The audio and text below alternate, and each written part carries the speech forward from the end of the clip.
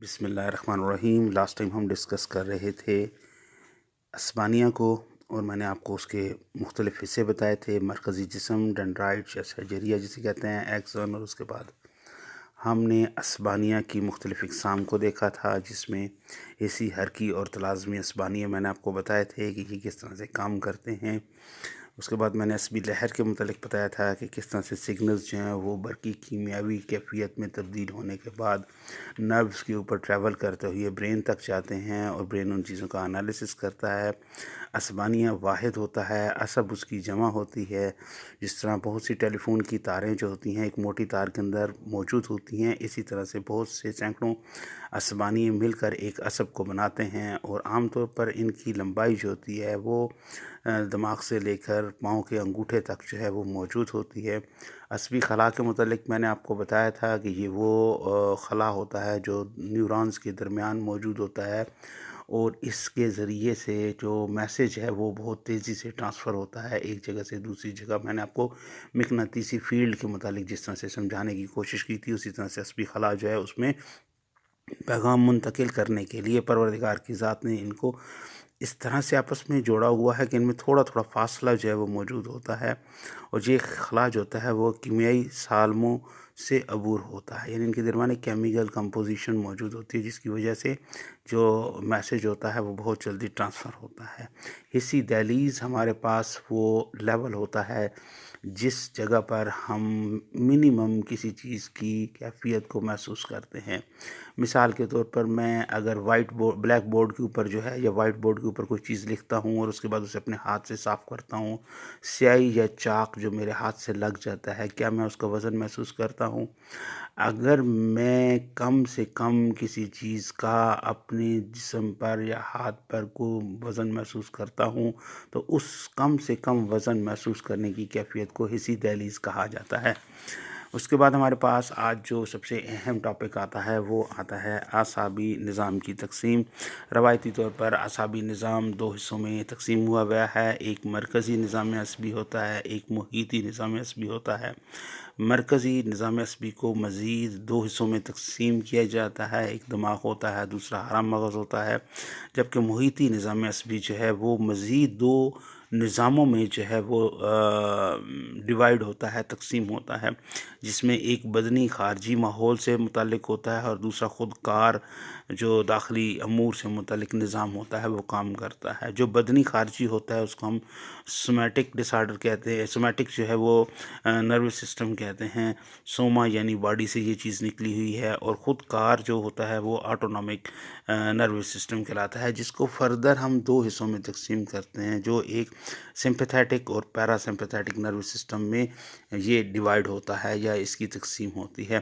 اب آپ سمپیتھیٹک کو دیکھیں تو اسے ہم اردو میں شارکی نظام کہتے ہیں، یعنی یہ بہت کوئکلی شارک مچھلی کی طرح جو ہے، جس طرح شارک مچھلی جلدی اٹیک کرتی ہے اس طرح سے یہ بہت جلدی جسم کو اپنے کنٹرول میں لے لیتا ہے۔ اور کنار شارکی وہ ہوتا ہے جو کہ جسم کو اس ایمرجنسی کی سٹیٹ سے باہر آنے کے بعد نارمل کرنے میں مدد کرتا ہے۔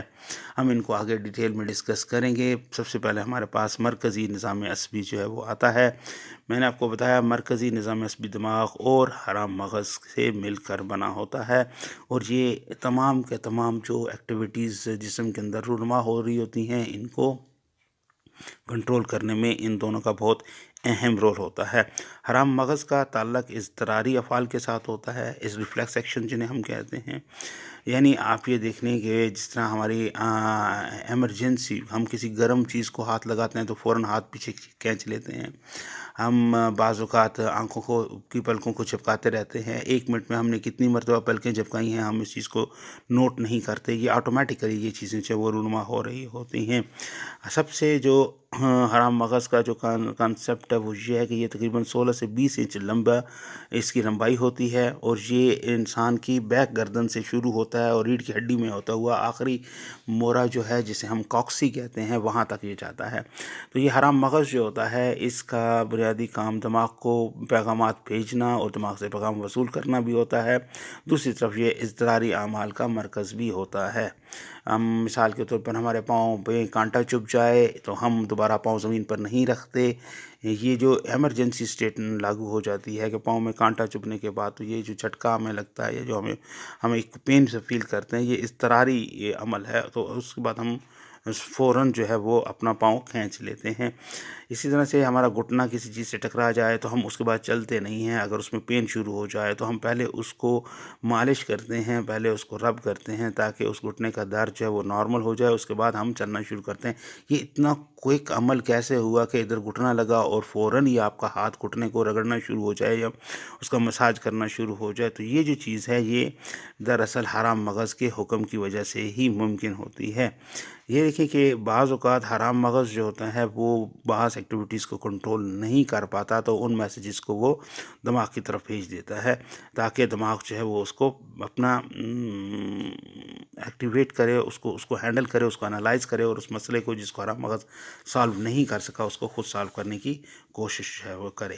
اب دوسرا جو سب سے اہم حصہ ہمارے سامنے آتا ہے وہ دماغ کا آتا ہے. دماغ جو ہے یہ اخروٹ کی طرح کا ایک اسٹرکچر ہوتا ہے اور اوسط وزن اس کا 1400 گرام ہوتا ہے. لڑکوں میں عام طور پر اس کا وزن جو ہے وہ لڑکیوں کے دماغ کی نسبت زیادہ ہوتا ہے. بہرحال یہ ڈپینڈ کرتا ہے کہ اعصابی خلیے جو ہیں وہ کس مقدار میں موجود ہیں، کس طرح سے ارینج ہیں اور کتنے بہتر طور پر کام کر رہے ہیں. چونکہ میں نے آپ کو شروع میں سائیکالوجی جب پڑھانا شروع کی تھی تو بتائی تھی کہ ایک چیز ہوتی ہے دماغ اور ایک چیز ہوتا ہے ذہن. ذہن ہم کہتے ہیں دماغ کے کام کرنے کی صلاحیت کو. تو دماغ کے اندر جو انسانی نیورونز موجود ہیں، نروس جو خلیے موجود ہیں اور ان کے جو کنیکشنز بنے ہوئے ہیں وہ اربوں اور خربوں کی تعداد میں موجود ہیں. لہٰذا ہم اعصابی خلیوں جو ہیں ان کی ایکٹیویٹیز کو اگر نوٹ کرنا بھی چاہیں تو ہم بعض ایکٹیویٹیز ایسی ہیں جنہیں ہم نوٹ نہیں کر سکتے. انسان کتنے جلدی سوچتا ہے، کتنے جلدی کسی سچویشن میں ریئیکٹ کرتا ہے. مثال کے طور پر آپ سے کوئی سوال پوچھا جائے تو آپ کتنے جلدی اس کا جواب دے دیتے ہیں. بعض اوقات سوال ختم ہونے کے ساتھ ہی آپ جواب دے دیتے ہیں، بعض اوقات سوال ابھی آدھے میں ہوتا ہے آپ اس کا جواب دے دیتے ہیں. اتنا کوئک رسپانس کیسے آتا ہے اور کس طرح سے انسان اپنی میموری کو یوٹیلائز کر رہا ہے اور انسٹنٹلی کیسے جواب دے رہا ہے؟ یہ سب کو سب under the control of brain ہوتا ہے. یہ سب دماغ جو ہے وہ کنٹرول کرتا ہے.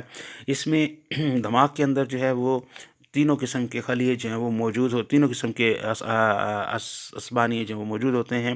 یعنی ہم مختصراً یہ کہہ سکتے ہیں کہ دماغ میں حسی نیورون ہوتے ہیں جو پیغامات کو وصول کرتے ہیں، حرکی ہوتے ہیں جو اسبانیوں کے ذریعے پیغامات بھیجتے ہیں اور ان پر عمل درآمد کرتے ہیں، اور ایسوسیٹیو بھی ہوتے ہیں جو کہ حسی اور حرکی کے درمیان جو ہے وہ تعلق کو قائم کرتے ہیں.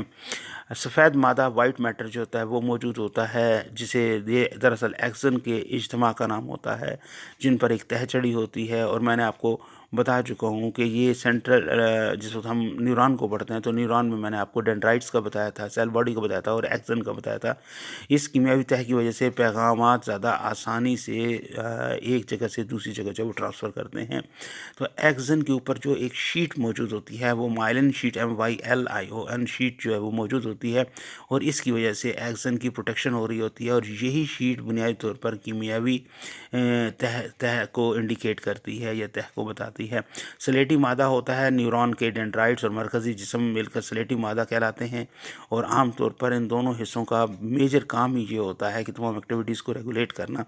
یعنی سیل باڈی کے اندر نیوکلیس موجود ہوتا ہے جو کہ تمام نیورون کی حرکات و سکنات کو کنٹرول کرتا ہے اور وہ سب سے زیادہ اہمیت کا حامل ہوتا ہے چونکہ مرکزہ اسے ہم کہتے ہیں.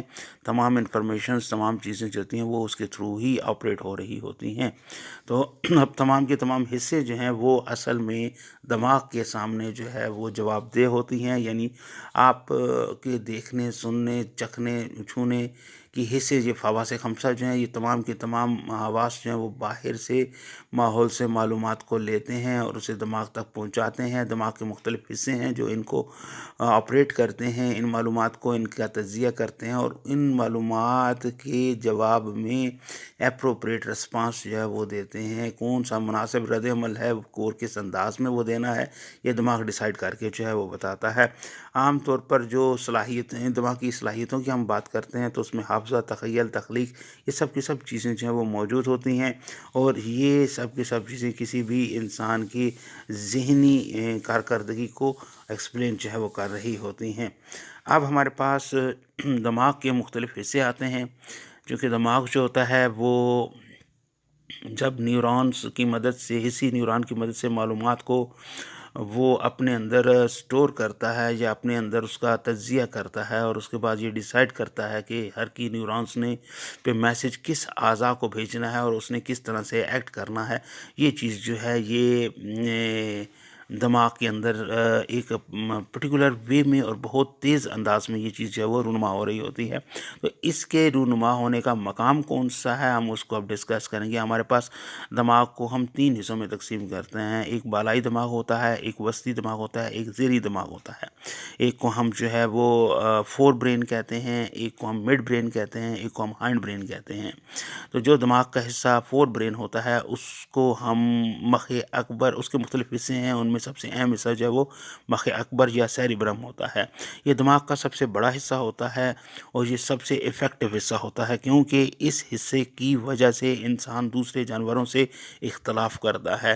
یہ حصہ انسان کی اعلیٰ سوچ، ذہانت، تخیل اور اس کے سمجھنے کی جو صلاحیت ہے، اور خصوصاً زبان کی یعنی بولنے کی جو اس کی صلاحیت ہے، یعنی تمام جانداروں کو پروردگار نے بولنے کی صلاحیت عطا کی ہے، لیکن سب سے اچھا بیان جو قرآن میں بیان کیا گیا ہے وہ انسان کو عطا کیا گیا ہے۔ تو انسان یہ مخ اکبر کی مدد سے بہت اچھا بول بھی سکتا ہے، نہ صرف اس کی سوچ اعلیٰ ہوتی ہے، اس کی ذہانت یہاں آپریٹ ہو رہی ہوتی ہے، بلکہ اس کی زبان بھی بہت احسن طریقے سے جو ہے وہ اپنا کام پرفارم کر رہی ہوتی ہے۔ یہ صرف مخ اکبر کی مدد سے یہ چیز ممکن ہوتی ہے۔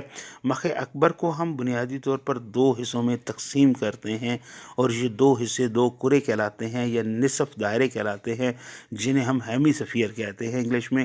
اس میں دایاں نصف کرہ جو ہے وہ جسم کے بائیں حصے کو کنٹرول کرتا ہے، اور بایاں نصف کرہ جو ہے وہ جسم کے دائیں حصے کو کنٹرول کرتا ہے، اور ان دونوں کروں کے اوپر فصوص موجود ہوتے ہیں، 4 چھوٹے چھوٹے فصوص موجود ہوتے ہیں، یعنی ہم اس کو 4 حصوں میں جو ہیمی سفیر ہے یا نصف کرہ ہے اس کو تقسیم کرتے ہیں۔ اس میں سب سے پہلی چیز جو ہمارے سامنے آتی ہے وہ جبی فص آتی ہے، یہ ایک پیچیدہ فکری اعمال اور افعال سے متعلق ہوتا ہے۔ دوسرا جداری فص آتی ہے جس سے بہت سے حسی علاقے اس میں پائے جاتے ہیں۔ صدگی فص آتی ہے، اس کا تعلق جو سماعت، ذائقے اور سونگھنے سے ہے، اور عقبی فص کا تعلق جو ہے وہ بصارت کے ساتھ ہے۔ یعنی میں نے آپ کو جو چیز بتائی ہے جو کہ سیریبرم کے اوپر ہیمی سفیر پہ موجود ہوتی ہے، وہ 4 لوبز ہوتے ہیں۔ فرنٹل لوب جو ہوتا ہے یہ کمپلیکیٹڈ قسم کی تھنکنگ، لینگویج اور ان چیزوں سے ریلیٹڈ ہے۔ پیریٹل لوب جو ہے اس کے اندر بہت سے ہمارے سینسٹیو جو ایریاز ہیں ان کا انفارمیشن یہاں پر سٹور ہوتی ہے۔ اس کے بعد ٹیمپورل لوب جو ہے اس کا تعلق جو ہے وہ ہمارے سونگھنے سے ہے، ٹیسٹ سے ہے، ہماری آڈیشن سے ہے، ہم سنتے کس طرح سے ہیں، اور عقبی فص کا تعلق جو ہے جس کو الفیکٹری لوب کہتے ہیں، آسیپیٹل لوب کہتے ہیں، اس کا تعلق جو ہے وہ بنیادی طور پر دیکھنے کے ساتھ ہے، ویژول ایکٹیویٹی کے ساتھ ہے۔ تو مخ کبیر جو ہوتا ہے وہ ان تمام فصوص کی مدد سے حواس خمسہ سے ملنے والی معلومات کا تجزیہ کرتا ہے اور ان کا انالیسس کرتا ہے۔ اس کے بعد ہمارے پاس مخ اصغر آتا ہے، اسے چھوٹا دماغ کہتے ہیں۔ اس کا زیادہ تر علاقہ عضلاتی افعال کو مربوط بنانے کے لیے جو ہے وہ کام کرتا ہے۔